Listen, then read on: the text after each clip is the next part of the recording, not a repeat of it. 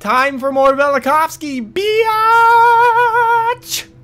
Oh yes, part 9. We're doing part 9. We're reading Worlds, and I'm reading. It's not, there's no we here, it's just me. I'm reading through Worlds and Collision, and right now we are covering one of the Venus sections in the book.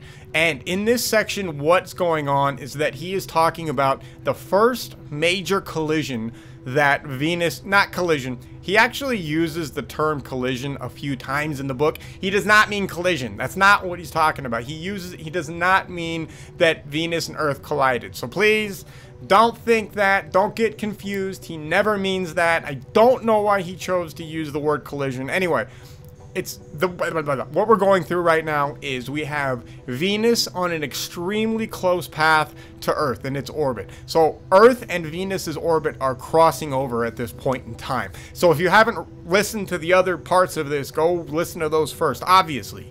If you have, then you know what's going on. So at this point in time, in this first extremely close encounter with Venus that Earth has, so let's paint a picture of what we are seeing up until this point. So right now, basically, Earth is in a particular orbit around the sun.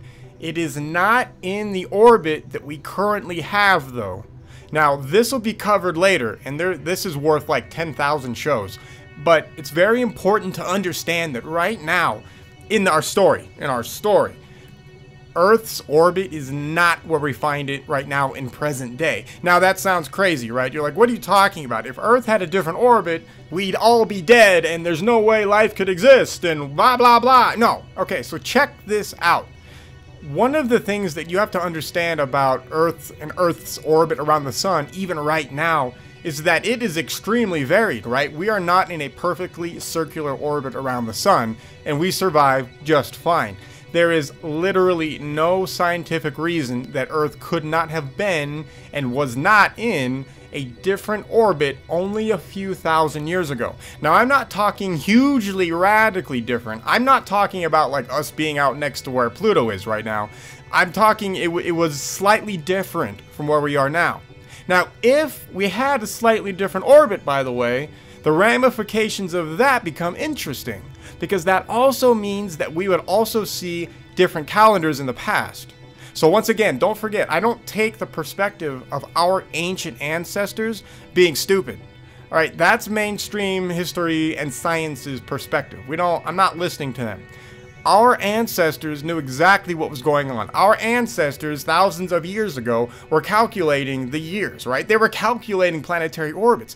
They were doing calendars, and this is no secret. There's ancient calendars and timekeeping pieces all over the place in ancient world. But one of the interesting things about all those timekeeping pieces is that we find, or historians and scientists, and us, whatever, us too, what we find is their calendar and their time is different. Their calendars are literally different. There is a time and a period in our planet to where we have a 360-day year. And in fact, that's exactly the year that these people had before they ran into Venus. Now Venus, this Venus event, this is the event that throws us off. This is the event that ultimately causes us to start having to add 5 extra days, 5+ extra days to our calendar. And that also introduces the problem of the leap year. Now that is a whole other situation to deal with, but that's a whole other science too, because it happens. We know for a fact in history and chronology that our ancestors came to a point to where they were like, what's going on? We have to introduce more time into the calendar because the calendar isn't lining up to what we used to have. It's awesome stuff. Okay, but anyway, so right now the Earth's orbit is different. And by right now, I mean in the event to where Venus is crossing over into Earth's orbit. So back then, these guys currently had a 360-day orbit around the sun. Venus shows up and it starts to cross over into Earth's orbit as it starts to head towards the inner reaches of our solar system, where it will eventually end up as we see it today, right close to the sun. Right, but how did it get there? Well, this is how it gets there. Remember, all the bodies are dealing with electromagnetic disturbances of one another, as well as trying to deal with the Birkeland currents that are running through our solar system. So you have all of this electrical activity going on through planetary bodies and in space, and with plasma and all this other stuff. Anyway, that's also a different subject. So as Venus comes closer to Earth, what happens? The two magnetic fields of the planets interact. Once they start to interact, they both start having to deal with trying to neutralize their charges. Then Venus starts shedding charge, and it starts shedding matter. It becomes a comet. Now, what happens is Earth gets into that cometary tail, and then as we get further into the tail, and as Venus comes closer, and as we come closer to intersecting with one another, that's where we really see the problems. And that's where we find that Venus will drag Earth off of its current orbit. And then Earth will in turn mess with Venus as well. Right? So everybody's getting messed with. Venus does not get out of this scot-free, by the way. Oh, it's even more interesting. So Venus is actually... So this gets interesting. I'm going to say this. We'll get on to the book. Sorry. But it's funny. There's actually cultures that go through this. But they describe Venus as like a bluish-greenish planet. All right, now Venus nowadays is not a bluish-greenish planet. That's not even close. But is it possible that Venus had a different kind of atmosphere when it was ejected from Saturn back in the day, right? And then when... yeah, we'll get into that later. Anyway, okay, we'll deal with that later. Let's back to the book. All right, so at this point, basically Venus is really close to Earth. You like that? It took me 6 minutes to get to the beginning of the book. Yeah, I love it. All right, so... Venus is right there, and what we are covering right now is all of the different effects that Venus would be having on Earth. Like, what are we going through? We're going through earthquakes. We're going through hurricanes. You know, we're going through tremendous mountains of water. All these insane things that all of our ancestors witnessed in the past. All of that stuff that we have been taught to just write off as crazy, as they're dumb, or whatever. No. It happened, and this book, amongst tons of other scientific research and experiments and all that, essentially proves it. It at the very least makes it credible for us to pay attention to. Alright, so we've gone through all those crazy catastrophes that are happening on Earth simultaneously, by the way. A lot of this stuff is going on simultaneously. Not all of it. Sometimes, you know, things are kind of chopped up here and there. But generally, Earth is just a chaotic, just absolute mess of destruction and catastrophe. Alright, so the next thing that Earthlings see during all of this Venus stuff is that they see a huge battle in the sky. And that is what this next section is called. The battle in the sky. At the same time that the seas were heaped up in immense tides, a pageant went on in the sky, which presented itself to the horrified onlookers on Earth as a gigantic battle. Because this battle was seen from almost all parts of the world, and because it impressed itself very strongly upon the imagination of the peoples, it can be reconstructed in some detail. When the Earth passed through the gases, dust, and meteorites of the tail of the comet disturbed in rotation, it proceeded on a distorted orbit. Emerging from the darkness, the eastern hemisphere faced the head of the comet. This head only shortly before had passed close to the sun and was in a state of candescence. The night the great earthquake shook the globe was, according to rabbinical literature, as bright as the day of the summer solstice. Because of the proximity of the Earth, the comet left its own orbit and for a while followed the orbit of the Earth. The great ball of the comet retreated, then again approached the Earth, shrouded in a dark column of gases, which looked like a pillar of smoke during the day and of fire at night.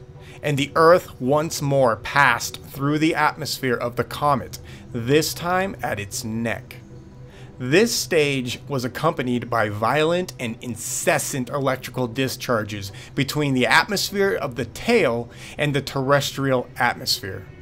There was an interval of about 6 days between these two close approaches. Emerging from the gases of the comet, the Earth seems to have changed the direction of its rotation, and the pillar of smoke moved to the opposite horizon. So there's a few things going on here. So right now we have basically the pillar of fire in the sky, right? So for all the people who have ever wondered what the hell that meant in the different Abrahamic religions, the pillar of fire, it's literally the tail of a comet. The tail of the comet Venus. The next thing they talk about here is so one of the problems that we have with our ancestors is that everybody recalls a point in time to where the Earth seems to have either stopped its rotation or stopped and flipped over. Now, this can initially sound difficult to deal with, and I get that, and I'm with you. I still have trouble with some of the physics and some of the stuff that with this whole concept, but that's not impossible. Let's start there. I mean, is it impossible that a planet could flip rotation? Absolutely not. Is it possible to stop the rotation of a planet? Of course not. All of those things are possible. The next question we all have to ask ourselves and get comfortable with is, could you survive it? And of course, on the side, what would happen if that happens? Well, this certainly seems to be a descriptor. All of the stuff that we have gone over so far seems to describe exactly what would happen should these kinds of events happen to Earth. Let's go on with Velikovsky, and then we'll go over the rest of these points. All of this stuff is so visually cool, by the way. Have fun just imagining seeing this stuff in the sky. All right. The column looked like a gigantic moving serpent. When the tidal waves rose to their highest point and the seas were torn apart, a tremendous spark flew between the Earth and the globe of the comet, which instantly pushed down the mile-high billows.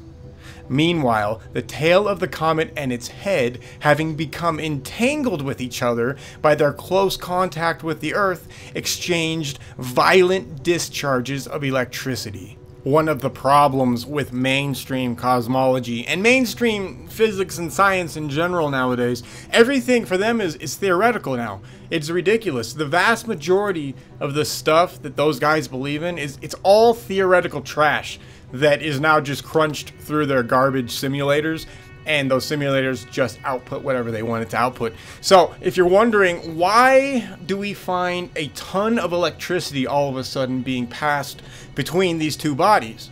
Well, like I said, don't forget, this entire situation is being driven electrically. Both Venus and Earth are trying to find that equilibrium. So you either have to gain charge or you have to shed charge. I mean, you've got to equalize yourself out. So how do you do that? Well, electricity doesn't play around, does it? Electricity is quick, and it does not care about, trying to be really careful and easy. No, electricity follows the path of least resistance. So that's why we get lightning strikes, etc., right? Those discharges are a place to where electrical charge has found a path to discharge itself to equalize out the general area. Well, the same thing is going on with these planets, right? So you have two charged bodies, and they're struggling with one another, and they're shedding and sharing charge, and they're trying to find their electrical equilibrium, but it doesn't happen slowly. You can have areas where you're going to have just high electrical potential, and it's going to happen instantly. The release is going to happen instantly. So you get these huge flashes of thunderbolts. You get this insanely gigantic, just lightning from planet to planet. Imagine that. Lightning just streaking from Venus and slamming into Earth, or lightning from Earth slamming into Venus. And we know this happened because all we have to do is look at the surface of pretty much every solid body in our solar system, and we can see the effects of all the electrical activity that happened during our solar system trying to find its current equilibrium. It's not just Venus and Earth that go through this. Right? It's the moon, it's Mars, it's all Titan. It is all of these planets at some point in time that are dealing with one another. Now, we're only dealing with Earth and Venus. So, okay, let's stick with Earth and Venus. I won't go too far. But now you can ask me, all right, fine, electrical charges, blah, blah, blah, but prove it. What are you talking about? If you're going to have a lightning bolt, a planetary-sized lightning bolt going between two planets, there's got to be a mark on Earth. And you better believe that there are marks on Earth. Now, I'm going to bring up one mark here just to kind of prove the point. But there are tons of other marks all over Earth, and I'll cover that later. Actually, we need to go and talk about that later. But for example, here, the Grand Canyon. The Grand Canyon was not carved by the Colorado River. That is ridiculous. The Grand Canyon is literally a dendritic formation carved out by a lightning bolt. Now, I don't know which lightning bolt encounter this happens and which one carved out the Grand Canyon, but you better believe that the Grand Canyon was not carved out by a river. This is literally done by lightning, a planetary-sized blast of lightning. Now, the reason why I say I can't tell you if it's the Venus event that does this, because the Mars event also has one hell of a lightning strike between the planets. That's an area of research I'm still trying to figure out myself. So actually, if anybody has any actual sources or knows which planetary encounters caused the Grand Canyon, I'd love to hear it. I do believe that there are local American Indian stories that know about well, they do. They talk about the carving out of the Grand Canyon. We'll go into that later. The problem is that I don't know how far back that one particular story goes back in their history, because so for example, in all cultures or most cultures, there are cycles, right? And there are multiple births of a world. There are multiple creations, for example. Now that causes a problem for us if we are trying to figure out what was like the creation. If everybody has multiple creation myths, multiple creation points within their greater history, which one starts first? You could say, well, it's the one that goes further back. You can say that, but we don't have proof that that's like the original first one, because it's entirely possible that the original first one is just lost to time and gone. If you have multiples, then it's hard to tell where it starts. Anyway, so the Grand Canyon, for example, is one of these lightning scars that we got from these planetary encounters. Now, Mars has one hell of a lightning scar on it, but we'll go into that's a completely different chapter and everything. You like that diversion? That quick waste of time? Absolutely. We all just wasted like 6 minutes of our life listening to that. All right, so we're at a point right now to where a large electrical discharge passes between the Earth and Venus, and one of the effects that it has is that is when all of a sudden those mountain high billows of water that are just like rolling across the planet, suddenly they drop. They're just done. Once that discharge passes between the Earth and Venus, pow, done. The water just splashes back down. It is no longer being held up. Why? Because the water was also electrically charged at this point, and it was being attracted to the body of Venus. Once that spark passed between the two planets, the charge was neutralized. There was no longer anything to hold the water in place. That's all you need for that energy. So if you were looking for a reason why you should find mountains of water slowly rolling around the Earth, that's why. It was literally being drugged by its electrical connection to Venus. Think about this. If you ever take a balloon and you rub it on your arm, right? And what you can do is you can have the hairs, you can take the balloon, pull the balloon away from your arm a little bit, and then you can kind of hover it over your arm hairs, and you can see your hairs will follow the balloon's direction, right? Same thing with the water.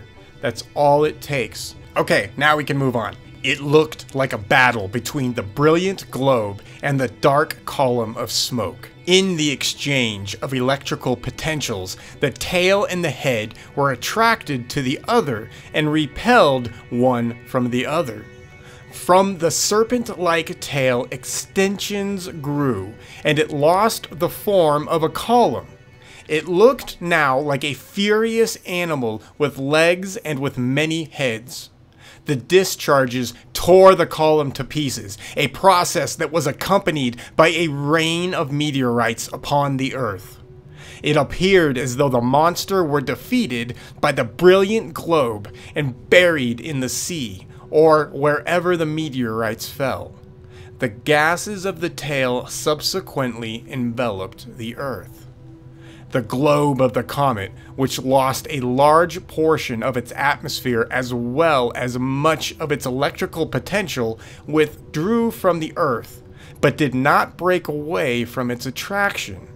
Apparently, after a 6-week interval, the distance between the Earth and the globe of the comet again diminished. This new approach of the globe could not be readily observed because the Earth was shrouded in the clouds of dust left by the comet on its former approach, as well as by dust ejected by the volcanoes. After renewed discharges, the comet and the Earth parted. A lot of stuff going on there. So what he literally just says there, and he doesn't go into detail here, but he literally just explained like why the god Shiva exists, why when he talks about the different appendages that like form out of Venus, what he's talking about, he doesn't say it here, but what he's saying is that all of a sudden you have all of these plasma discharges just arcing off of Venus, and as it loses the rest of its electrical charge. That's a whole other show as well, but just know that when he's talking about, you know, it looks like another animal or something, he's saying that that's what our ancestors describe it like. But our ancestors did not believe that it was an actual animal in the sky. They just had no other way of describing it. So when they say something has like 10 arms or 10 heads or whatever, what they're talking about is all of those plasma discharges radiating off of Venus. Alright, moving on. This behavior of the comet is of great importance in the problems of celestial mechanics.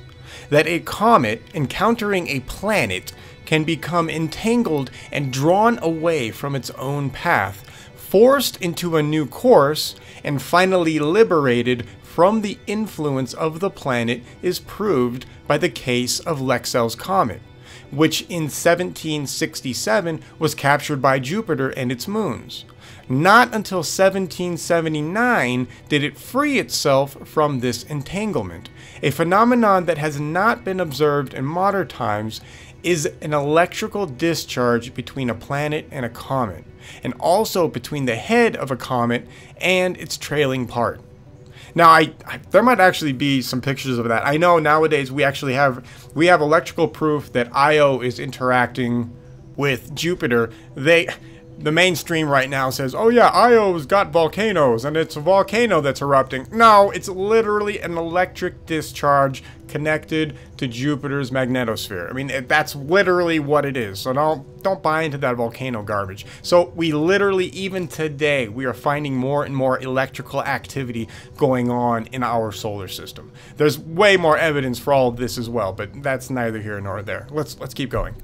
The events in the sky were viewed by the peoples of the world as a fight between an evil monster in the form of a serpent and the light god who engaged the monster in battle, and thus saved the world. The tail of the comet, leaping back and forth under the discharges of the flaming globe, was regarded as a separate body, inimical to the globe of the comet. A full survey of the religious and folklore motifs which mirror this event would require more space than is at my disposal here. It is very difficult to find a people or tribe on the earth that does not have the same motif at the very focus of its religious beliefs. And that's true. Everybody has this stuff. Never forget that. That's the amazing part of all this. Since the descriptions of the battle between Marduk and Tiamat, the dragon, or Isis and Seth, or Vishnu and the serpent, or Krishna and the serpent, or Ormuzd and Ahriman follow an almost identical pattern and have many details in common with the battle of Zeus and Typhon, I shall give here Apollodorus' description of this battle. Typhon out-topped all the mountains, and his head often brushed the stars. One of his hands reached out to the west, and the other to the east, and from them projected 100 dragons' heads. From the thighs downward he had huge coils of vipers, which emitted a long hissing. His body was all winged, and fire flashed from his eyes.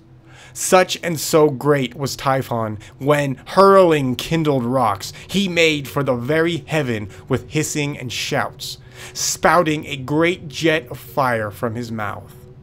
To the sky of Egypt Zeus pursued Typhon, rushing at heaven. Zeus pelted Typhon at a distance with thunderbolts, and at close quarters struck him down with an adamantite sigil, and as he fled pursued him closely as far as Mount Cassius, which overhangs Syria. There, seeing the monster sore wounded, he grappled with him, but Typhon twined about him and gripped him in his coils. Having recovered his strength, Zeus suddenly from heaven, riding in a chariot of winged horses, pelted Typhon with thunderbolts. So, being again pursued by Typhon, came to Thrace, and in fighting at Mount Haemus, he heaved whole mountains. A stream of blood gushed out of the mountain, and they say that from that circumstance the mountain was called Haemus, bloody. And when he started to flee through the Sicilian Sea, Zeus cast Mount Etna in Sicily upon him. That is a huge mountain, from which down to this day say that blasts of fire issue from the thunderbolts that were thrown. The struggle left deep marks on the entire ancient world. Some districts were especially associated with the events of this cosmic fight. The Egyptian shore of the Red Sea was called Typhonia. Strabo narrates that the Aramai, or Arameans, or Syrians, were terrified witnesses of the battle of Zeus with Typhon. And Typhon, who, they add, was a dragon when struck by the bolts of lightning, fled in search of a descent underground. And not only did he cut furrows into the earth and form the beds of rivers, but descending underground he made fountains break forth. All kinds of stuff going on here, by the way. So, even like our basic religions out there, like the Greek religion, Zeus, everybody has thunderbolts. Everybody has this same multi-headed dragon situation going on. Why? Because they saw it in the sky, and this is what they saw. Similar descriptions come from various places of the ancient world, in which the nations relate the experience of their ancestors who witnessed the great catastrophe of the middle of the second millennium. BC. At the time, the Israelites had not yet arrived at a clear monotheistic concept, and, like other peoples, they saw in the great struggle a conflict between good and evil. The author of the book of Exodus, suppressing this conception of the ancient Israelites, presented the portent of fire and smoke moving in a column as an angel or messenger of the Lord. However, many passages in other books of the scriptures preserved this picture as it impressed upon itself eyewitnesses. Rahab is the Hebrew name for the contester with the Most High. O Lord God of hosts, who is a strong Lord unto thee, thou hast broken Rahab in pieces. The heavens are thine, the earth also is thine. As for the world and the fullness thereof, thou hast founded them. The north and the south, thou hast created them. Deutero Isaiah prayed, Awake, awake, put on strength. O arm of the Lord, awake as in the ancient days, in the generations of old. Art thou not that hath cut Rahab, and wounded the dragon? Art thou not which it hath dried the sea, the waters of the great deep, that hath made the depths of the sea a way for the ransomed to pass over? From these passages, it is clear that the battle of the Lord with Rahab was not a primeval battle before creation, as some scholars think, Basically what he's saying is that even in Abrahamic religions, the Venus stuff is all 100% there. It doesn't matter. Isaiah prophesied for the future. In that day the Lord with his sore and great and strong sword shall punish Leviathan, the piercing serpent, even Leviathan, that crooked serpent, and he shall slay the dragon that is in the sea. The crooked serpent is shown in many ancient pictures from China to India to Persia to Assyria to Egypt to Mexico, and many more. With the rise of the monotheistic concept, the Israelites regarded this crooked serpent, the contester with the Most High, as the Lord's own creation. He stretched out the north over the empty place, and hangeth the earth upon nothing. The pillars of heaven tremble. He divideth the sea with his power. His hand hath formed the crooked serpent. The psalmist also says, God is my king of old. Thou didst divide the sea by thy strength. Thou breakest the heads of Leviathan in pieces. Thou didst cleave the fountain and the flood. Thou driest up many rivers. The sea was cleft. The earth was cut with furrows. Great rivers disappeared, others appeared. The earth rumbled for many years, and the people thought that the fiery dragon that had been struck down had descended underground and was groaning there. And that's the end of that section. Now, there is a ton of stuff in here, and one of the things, you can only fit so much into a page, but Velikovsky doesn't go into just the mountain of information that he just unloads on you, right? Like he says, it takes volumes to go through all of this stuff. But what I'll tell you guys, and I'll end this now, think about all of the stuff, all of the kind of religious imagery that all of our ancient ancestors have all across the planet. Anything that seems weird to you, go and look at that in a cosmological sense, in a cosmological, annihilation, catastrophic sense. And suddenly things will make sense. Oh, and also make sure you're looking at it using electrical theory, plasma physics, stuff like that. Make sure that you are taking that perspective. And don't listen to cosmologists and their theoretical garbage. Just ignore that. It's theory. You can easily ignore a theory with no proof. All right, we'll have to talk about that later. All right, so don't forget, go check out the old religions and look at them differently. Incorporate plasma physics. Think about things electrically, and just imagine planets swinging by one another. And I promise, everything starts to open up for you. I promise.